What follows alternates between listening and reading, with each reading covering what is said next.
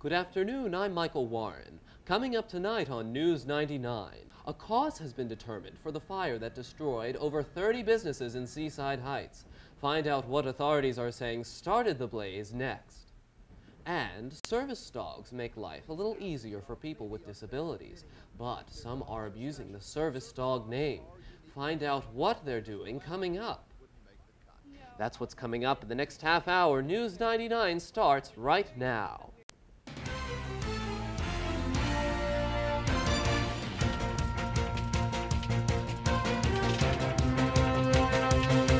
This is News 99, coverage as local as it gets.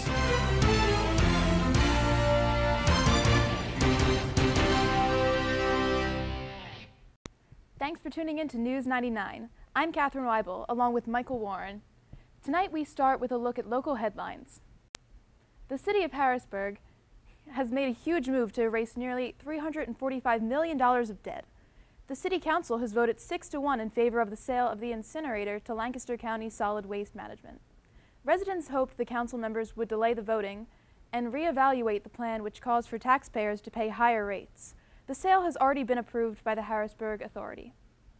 A full recovery plan for the city goes before the Commonwealth Court for approval tomorrow. Once Harrisburg is rid of their debt, a new report says Lancaster County will soon have the highest debt per person of any municipality in Pennsylvania. Mayor Rick Gray believes otherwise. Gray believes the city's debt has been incorrectly lumped together. He says many factors are self-liquidating and do not affect the city's overall debt. According to Gray, a budget last year produced a $2 million surplus, and the city has just about $12 million in reserves. A Perry County man has died of carbon monoxide poisoning during a fire in Penn Township early Saturday. An autopsy identified the man as 52-year-old John Seeger, Jr. Emergency responders found Seeger in his bedroom and he was pronounced dead at the scene. The death was ruled an accident. Neighbors surrounding the duplex were able to escape unharmed. State police continue to investigate the cause of the fire. 2 people are dead following a fire in Newmanstown on Tuesday. The fire was discovered around 1:30 a.m. in a home on the 100 block of North Sheridan Road. Officials say a man and a woman in their 60s died in the blaze. Local and state police fire marshals are investigating the cause. A Lancaster County company is receiving national attention for the creation of a new product. Never Wet is a two-step system which creates an invisible barrier that repels water. The Never Wet system has led to a marketing agreement with the national brand Rust-Oleum. While there are a few drawbacks, this product has received mostly positive attention. A black cat is feeling lucky after being shot with a hunting arrow. The cat was found with the arrow lodged in his shoulder, along his rib cage and part of it coming out of his back. The cat had no collar on and was taken to the SPCA for medical attention. SPCA workers believe the act was intentional. Anyone who has any information about this incident is asked to call the Lancaster County SPCA. The U.S. Army and National Guards of Colorado and Wyoming are diligently working to rescue people stranded by the dangerous floodwaters. Many have been rescued, but hundreds are still waiting for help to arrive. Mark Stewart has details on the rescue. This mighty metal takes to the sky on a life-saving mission to rescue the hundreds of people and their pets stranded in the epic Colorado floods. It's one of the most gratifying things you'll ever do is help out on U.S. soil.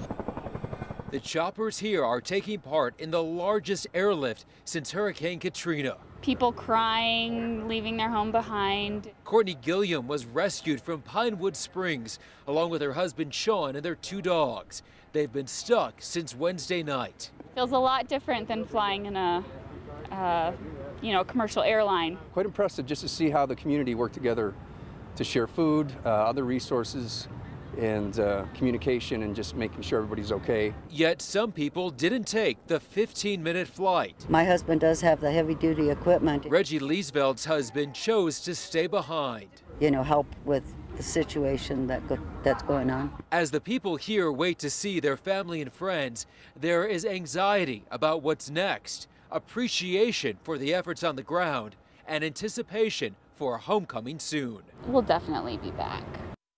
For many drivers, it's their most precious cargo, but there's more to keeping child passengers safe than simply purchasing a car seat.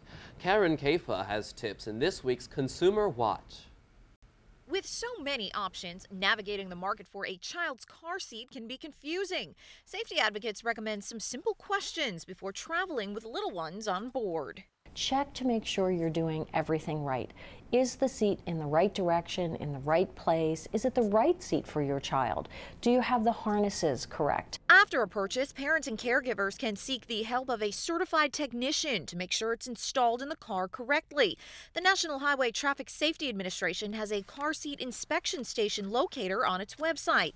Hand-me-downs may save money, but an out-of-date car seat may put children at risk. The other thing that most parents may not realize is that car seats expire. There's a certain lifetime to a car seat, so don't be afraid to check for an expiration date on your car seat and know that if it's been around for a while, it might very well likely be an expired car seat. Those expiration dates can be found on the seat. And after children are out of car seats and booster seats, parents can continue to keep them safe by setting a good example. Our kids will do what they see us do as parents. So parents, if you're not buckling up, it's going to be really hard to keep your child buckled up. So everybody, buckle up every ride, every time. In Washington, I'm Karen Kafa. A suspect's daring jump to freedom leaves him flat on the pavement behind bars. Shelby Costo has the details. Watch as 42-year-old suspect Eric Simmons reaches his arm out of the cruiser window, unlocks the door, and out he goes, tumbling out onto the street. Officers quickly take him into custody and handcuff him. You're out of the wind, dude. Knock it off. Officers were traveling about 15 to 20 miles per hour when Simmons dove out of the car. He was supposed to be in handcuffs. The window should not have been down.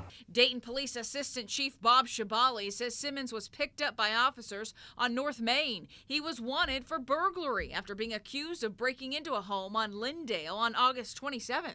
When he was placed into the cruiser, veteran officer Adam Sharp and new officer Douglas Grisham failed to put handcuffs on Simmons while transporting him to the police department.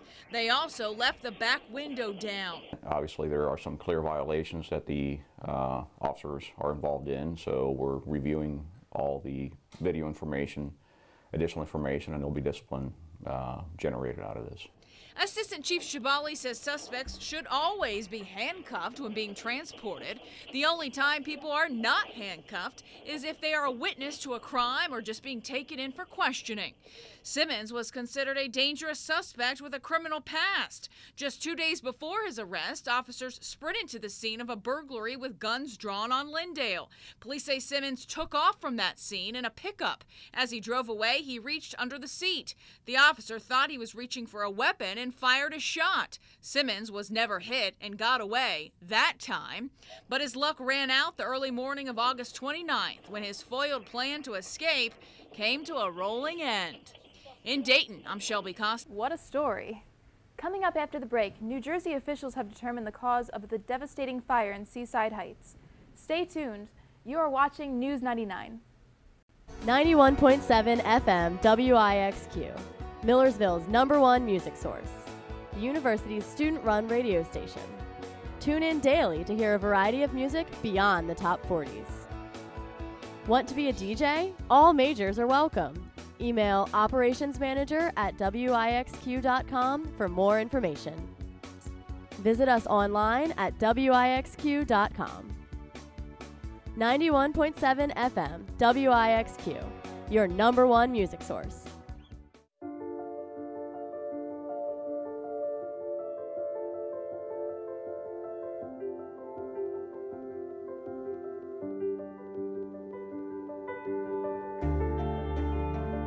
Body language. Without saying a word, it can tell you so much.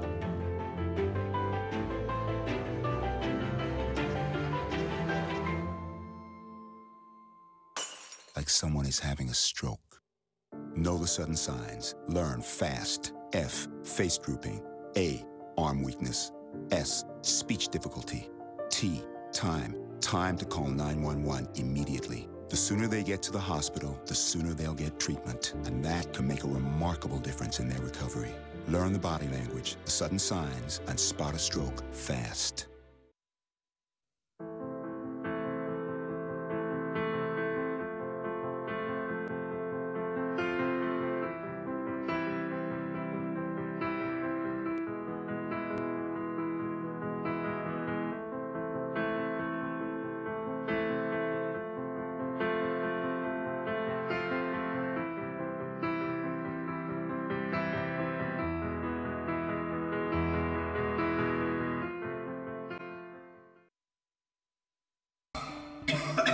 This is Mike. This is where he's sleeping tonight. That's his pillow. He could have been upstairs using Jen's pillow if he would have stuck to just drinking that six-pack. But boys will be boys, and one six-pack turns into two, and then that turns into shots. And before you know it, you've an empty bottle of vodka and a full toilet bowl.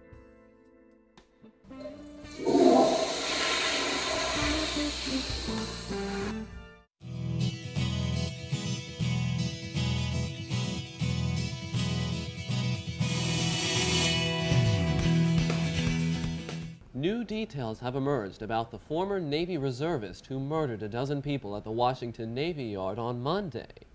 Sources say 34-year-old Aaron Alexis had been hearing voices and was being treated for mental problems weeks before his shooting rampage. Alexis had reportedly been suffering serious mental problems, including paranoia and a sleep disorder. The motive for his attack is still unknown. A cause has been determined for the massive boardwalk fire that roared through a seaside boardwalk last week. Sources say the fire began accidentally when corroded wires were touched by seawater and sand. The wires were said to have been damaged by Superstorm Sandy last October. More than 50 businesses were destroyed by the massive fire. Governor Chris Christie's administration reports a portion of the Sandy recovery money will be used to rebuild the burned businesses. Former Penn State assistant football coach Jerry Sandusky was back in court yesterday as he seeks to have his child molestation conviction overturned. The former defensive coordinator argued Sandusky's lawyers did not have enough time to prepare. Sandusky also believes the jurors should have been told how long it took the victims to report the abuse. Sandusky is currently serving a 30 to 60-year state prison sentence after being convicted last year of 45 counts of child sexual abuse. He is not expected to attend the oral argument session. A man has been arrested for tossing firecrackers over a fence near the White House on Monday. Sources say what sounded like 2 gunshots were heard outside the White House. The man was tackled by a Secret Service officer and immediately arrested. The suspect was a white middle-aged man with dark hair, a blue shirt, and white shorts. This incident occurred just hours after the shooting rampage inside the Washington Navy Yard. After nearly 2 years, the Costa Concordia cruise ship has been pulled completely upright. The ship crashed into a reef of Giglio Island on January 13th of last year and killed 32 people. The ship was pulled into place after a 19-hour operation. The operation was deemed a success, and no environmental spills have been detected so far. The ship is expected to be floated away from the site in the spring and turned into scrap. Would you want your iPhone to have a fingerprint scanner? Apple announced that it will soon be a reality. Many people are skeptical of the new security feature, and Margaret Conley has all the answers. Touch ID sensor quickly reads your fingerprint and automatically unlocks your phone. You can even use it to authorize purchases through our stores. But is fingerprinting safe from hackers and the growing risk of identity theft? Hollywood movies like National Treasure make lifting prints look easy. Security researcher Mark Rogers warns that it depends on how the software giant implements the technology. Apple clearly has thought about this because the data is not going to be stored in the cloud, so there isn't going to be a giant database of lots of people's sensitive information that will be a prize target of hackers or enemy state actors. He says fingerprinting is convenient for users and will be a boost to the mobile industry. It could open up a really huge universe of opportunities. New biotech mapping opportunities are already in the making. Vascular technology uses infrared light to reflect patterns of blood vessels. And iris recognition developed by companies like MorphoTrust. So the goggles will go ahead and automatically look at the irises. Eye mapping is said to be faster and more accurate. You have fingers that are 1 in like 64 billion, and an iris's accuracy is you have 1 in about 1 trillion. Margaret Conley, CNN, New York. After the break, the Millersville University Communications Department has some new additions to their building. We'll tell you what they are coming up next. Bead & Pottery Works in downtown Lancaster is your creativity destination. Something new awaits you with every visit. Sit down and let your imagination decorate your own piece of pottery. Visitors can select from over 250 plus combinations of pottery and paints. If you're looking for a quick gift, string your own necklace for that personal flair or design a bracelet or a pair of earrings at the beading studio. The Beadworks and Pottery Works in Lancaster. Creativity for everyone, activities for all ages. Well, that does it for this edition of News 99. Coming up next on MTV, our new hit show, The Vibe, followed by In the Zone with a sneak peek into Donovan McNabb's season. He just said MTV, not MUTV. Yeah. Oh. Okay, well, I'm just getting warmed up. All right, let's do it again from the top. In 5, 4, 3, 2, 1. Well, that'll do it for this edition of News 99. Coming up next on MTVU, our new hit show, The Vibe, followed by... Oh my God. What happened? MTVU? What happened? Are you serious? MTVU. Oh. We'll do it from the top again. I'm getting warmed up. He said MTVU, not MUTV. And Bobby? We're just going to have Matt do this one, okay? Yeah, I'm just going to do it. All right, just, are you good? Go ahead. Go ahead. All right. All right, from the top, one more time. Matt, you're closing it. In 5, 4, 3, 2, 1. That does it for this edition of News 99. Coming up next on MUTV, our new hit show, The Vibe, and In the Zone with a sneak peek of Donovan McNabb. Are you serious? All you have to do is sit there and look pretty as I talk. That's all. If you can't do your job, I'm fine with that. But seriously, just sit there. Quiet. No. That's all you have to do. Quiet as I talk. Can you do your job correctly? We can do it. Just sit there as I talk. We got this. All right? All right? Are we going to do this again? All right, from the top again. In 5, 4, 3, 2, 1. All right, that does it for this installment of News 99. Coming up next on MUTV, our new hit show, The Vibe, and the... What are you doing? Well, I'm out of ink, and I'm out of paper. Plus the library was closed, so now I gotta write my term paper by hand. You're a moron, dude. You should have went to Cartridge World of Centerville. They have all the ink, toner, and paper you need, even at prices college students can afford. So you don't have to write your term paper with sticky notes. What? Save 10% with your Millersville ID at Cartridge World, the world's leader in ink and toner refill.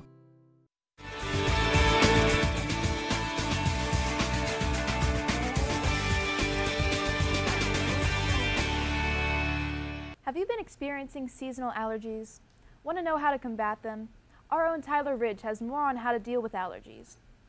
With the fall weather fast approaching, seasonal allergies or hay fever are sure to come alongside the cooling temperatures. About 1 in 5 Americans suffer from seasonal allergies, and these allergies are estimated to cost Americans over $8 billion annually. Usually allergy symptoms include a runny nose, scratchy eyes, and at times uncontrollable sneezing. There are a few ways to help control these symptoms. Rinse the pollen out of your hair daily before going to bed. The pollen can get trapped in your hair, especially if you use any type of hair product. Although it may be hard for college students, keep your stress levels low. Dr. Clifford Bassett says high stress levels raise the level of cortisol in your system and may lead to an amped up allergic response. There are also many over-the-counter medications that can help control your seasonal allergy symptoms, such as 10 milligrams of Zyrtec once a day. If pills aren't your thing, you could also try using a nasal spray. To find a daily allergy forecast, you can visit Allegra.com/pollenforecaster. And for more information about seasonal allergies, visit the health center on campus. For Millersville University, I'm Tyler Rich. The intramural program is a popular extracurricular for many Millersville students. Our own Derek Bobb has more about this program and new changes that are being introduced this semester.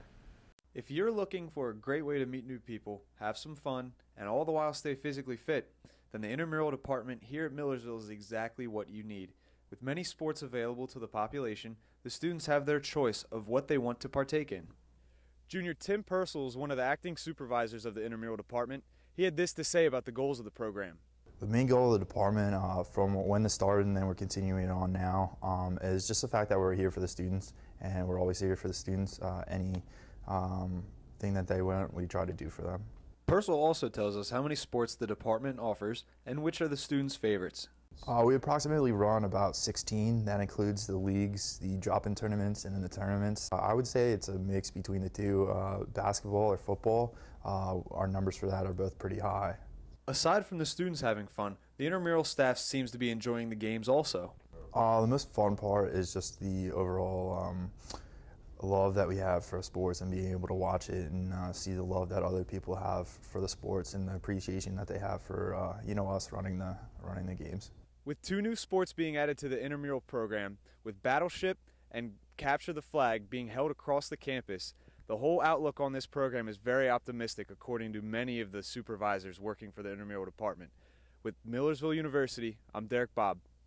If you've been in Basler lately, you may have noticed some interesting new changes. Joey Bertoni has the details on what was added this summer. We're here at Basler Hall where there are a few new changes to the broadcasting department besides programs. Whisper rooms have been installed in addition to remodeling of the previous audio and video editing rooms.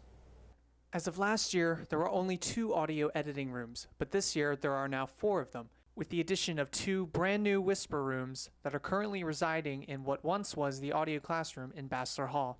We met up with John Deal, who helped set them up this past summer. The audio rooms, we have included Whisper rooms, which allow for better recording and less outside noise would get inside, for allowing for better sound recording. They can develop higher quality sounds.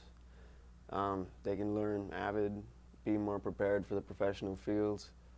Besides the Whisper rooms, new programs have been installed into each audio and video editing room as well. We have included Avid into the editing rooms. Also included a cloud storage room, or cloud storage on the internet, where you can access files off and on the cloud. And that makes everyone's life a lot easier, especially when they revolve around Avid. If any communication major would like to use any of the editing rooms, they can go to the CER to reserve a room for any of their projects. Reporting from Millersville University, I'm Joey Bertoni. Well, I don't know about you, Catherine, but I certainly can't wait to use some of that new equipment. Coming up next, people are misusing the right to have a service dog. Find out how this is affecting people in need. We'll be right back. The Snapper, home of the latest local news, sports, and entertainment. There's something for everyone. Under completely new management, the Snapper is back on track, run entirely by our student staff. Interested in being a writer? Applications can be sent to thesnapper.com/apply. Join us in Hash 161 every Thursday at 9 p.m. and don't forget to pick up your copy of The Snapper every Thursday. The Snapper, Millersville University's student newspaper since 1925. It's a beautiful day out here. Sunny today with light breezes, giving way to clouds in the afternoon. We could see some light precipitation to moderate precipitation later on, followed by powerful storm-like conditions. 90 miles per hour winds are expected. Authorities are asking everyone, stay indoors. Come on, that's it. Let's go.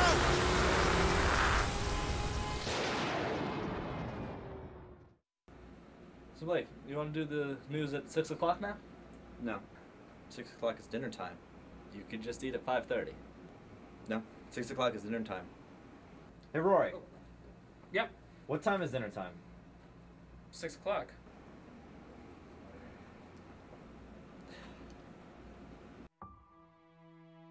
In 1977, in Johannesburg, South Africa, an 8-year-old boy picked up the game of golf from his father. By the age of 9, he was already outplaying him. The odds of this gentle lad winning the Junior World Golf Championships at the age of 14 1 in 16 million. The odds of that same boy then making it to the US and European Pro Golf Tours, 1 in 7 million. The odds of the Big Easy winning the Open Championship once and the US Open Championship twice, 1 in 780 million. The odds of this professional golfer having a child diagnosed with autism, 1 in 88. Ernie Els encourages you to learn more at autismspeaks.org/signs. Early diagnosis can make a lifetime of difference. For authentic Italian dining, go to Nino's Pizzeria. Nino's menu includes pizza, wings, stromboli, subs, and Italian dinners. Stop by from 10 to 2 on weekdays for the lunch special.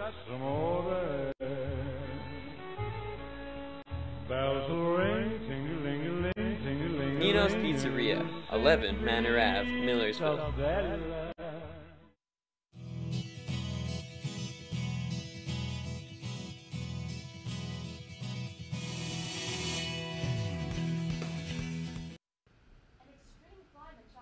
A professional eater claims another prize and walking on water. The video that will have you talking is coming up in Take a Look at This. Take a look at this, not for those that suffer from acrophobia. This 23-year-old Austrian certainly doesn't appear to have a fear of heights. He scaled this nearly 900-foot tower in China Sunday without a safety rope. And if that wasn't enough of an extreme thrill, once he got to the top, he jumped off the tower with a parachute. Who doesn't like pie? Joey Chestnut certainly likes the stuff. In fact, the professional eater holds the new world record for eating pie. Chestnut downed 13 apple pies in just 8 minutes at the Johnny Appleseed Festival in Ohio over the weekend. If you think you've seen Chestnut eat before, you have. He won his 7th consecutive Nathan's hot dog eating title this past 4th of July. Take a look at this, baseball fans. This Pittsburgh Pirates fan has an interesting way of showing his team spirit. He was riding high on a jetpack outside Three Rivers Stadium Sunday when the Pirates took on the Cubs. To the amazement of onlookers, not only did he wave the Jolly Roger as he walked on water, but he dipped and dove like a dolphin. For Take a Look at This, I'm Emily Schmidt. Service dogs make life a little easier for people with disabilities, but some are abusing the service dog name, making it difficult for those who really need the additional help. Ken Pritchett has the details. To call these average dogs may be unfair. Many owners think their dogs are special, but service dogs are uniquely trained, and Elvis the Labradoodle wouldn't make the cut. No, Elvis is too skittish to be a service dog, unfortunately. He's very sweet but weary of people. But Caspin the Black Lab, he fits the bill. He picks up his owner's cell phone, and that's just the start. My dog pulls my wheelchair. He opens doors, both literally and figuratively. Good boy. Good boy. Wallace Brosman says her service dog makes her independent. She takes him to restaurants, but sometimes she's wrongfully denied. I say, well, this is a service dog that helps my disability, and they'll say, it doesn't matter. The last dog we had in here wasn't well behaved. Wallace says a growing problem is people passing off their pets as service animals to gain access to restaurants and more. And all it takes is an online search and a few bucks. People are going up to the website, plunking down $50, $250, and getting a backpack or a vest that says service dog. Corey Hudson is CEO of Canine Companions for Independence in San Rafael, which puts dogs through intensive training. He says dogs that are not trained can attack real service dogs, endangering their disabled owners. A Tennessee businessman has a message for young African-American men. Pull up your pants. Insurance agent Fred Davis shelled out $6,000 for this billboard. It says, "Show your mind, not your behind." Davis believes men who seat their pants portray an image of crime and poor education. Davis is also a civil rights activist who marched alongside Dr. Martin Luther King Jr. He says they fought for future generations to move up a little higher, not for a thuggish mentality. Okay, so I believe that ends our newscast for this evening. Thanks for sharing your evening with us. Have an awesome day.